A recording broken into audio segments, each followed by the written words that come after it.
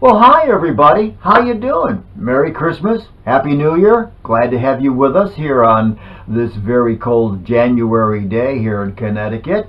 As you see, the room I'm in, where the train is on the cool side, so I have bundled up just a scooch. But also the weather, we've had snow, zero temperature, so it's been a little rough here in Connecticut, as opposed to some of the other parts of the country too that have been having it worse than we are, like our friends in the Carolinas who have had freezing rain. What weather and what a winter. But anyway, welcome to GBR Rails. We're back here on board. It's been a long time since I've been able to do a video for you and show you what I've been doing.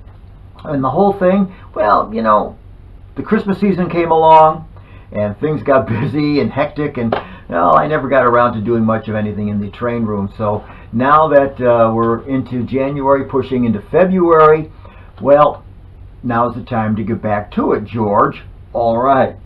But anyway, welcome. And I want to welcome all 252 subscribers to the channel. I couldn't believe it when the numbers started building up there. I'm going, holy smokes. A year ago, I didn't think I was going to have more than maybe 20, 25 viewers.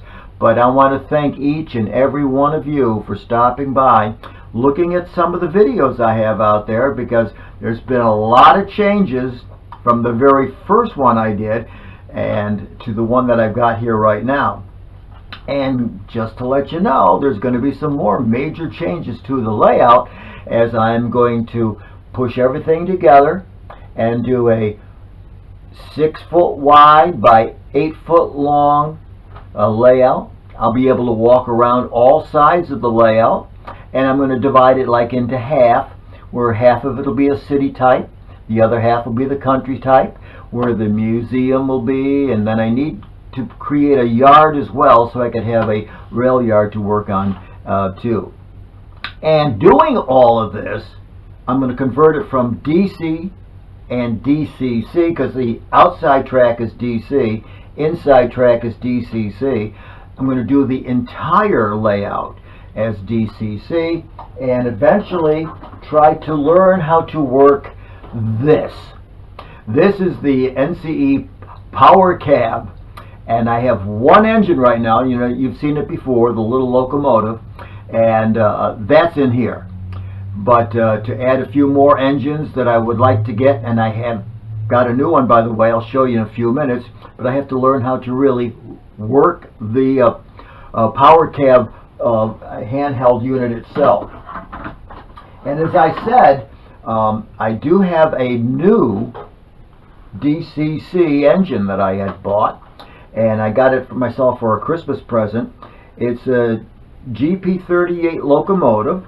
It's the white frame stripes type. It's number 7880, and it is Conrail.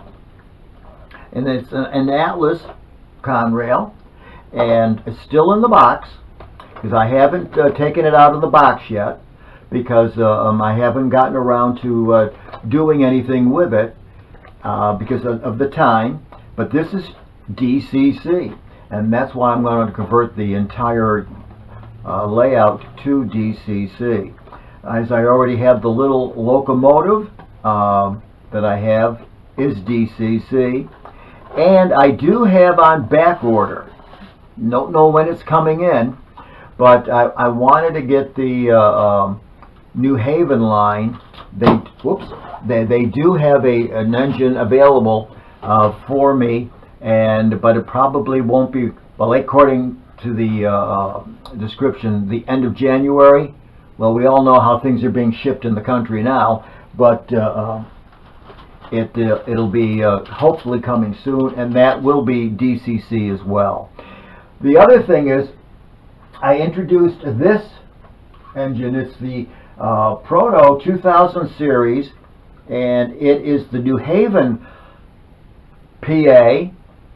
Now this is DCC ready.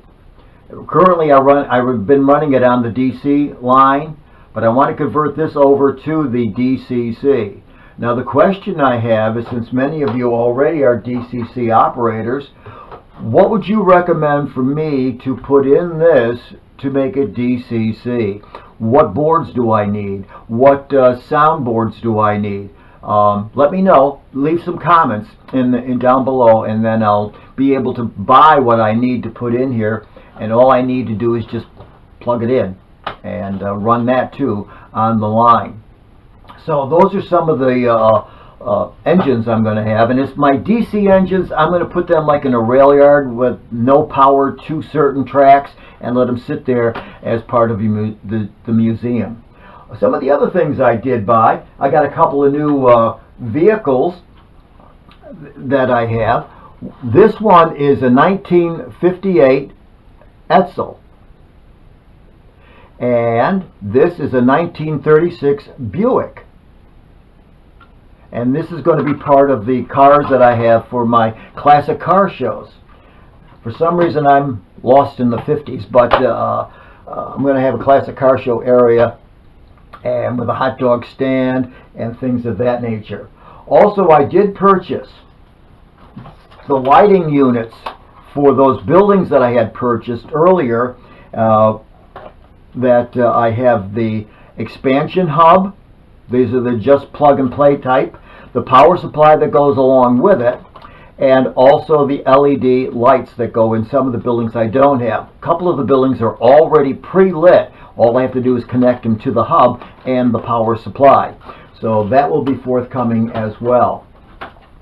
Then I also picked up another item, and because sometimes I have trouble putting the cars on the track, and so I happen to find this HO Scale Easy Railer. It's made by Bachmann. It goes along with the Easy Track. So all you have to do is just put the cars on here, they roll down, and then they line up with the tracks. Because sometimes it's a little hard to get the fingers in there to get the tracks lined up. And another item that I've purchased that goes along with the new layout type of deal is that I did buy the Bachmann Easy Track crossovers. One is the left one is the right one, and these are going to be used to cross over from one side to another. It's like your double crossover in your O-scalers that you're using, that I see many of you have. So I'll be using these with the track that I currently have. The Bachmann Easy Track, I've got a fortune invested in that right now, so I'm going to stick with it.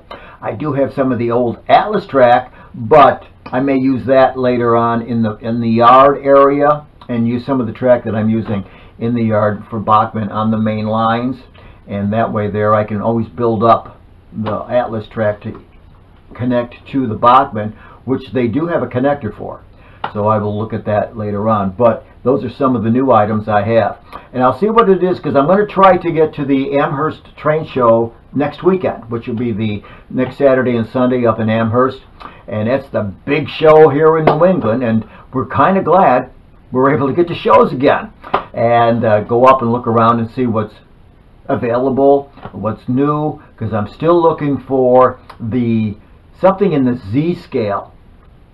And an engine and maybe a couple little cars, because I do want to create a little scene for like the 7.5 gauge trains that they run today, like GFW does, and create a little staging area there, and they can run around the museum.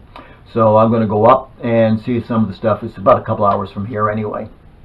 So I'll go up to Amherst and see some of the new products, what they have, and see what some other products are available for model railroading. Because considering I'm an HO railroader, I do have the O scale. I haven't been able to even touch that yet. I still have my American Flyer, and I've got N scale. So I've got 4 different scales to play around with. But anyway, I just wanted to come along and say Merry Christmas, Happy New Year. Hopefully 2022 will be a great year for model railroading again, and we look forward to seeing you real soon as we start to work on the railroad here from GBR Rails. Thank you, you 252 subscribers. I want to thank you so much for joining the network, and I want to wish each and every one a great day today, and keep on smiling.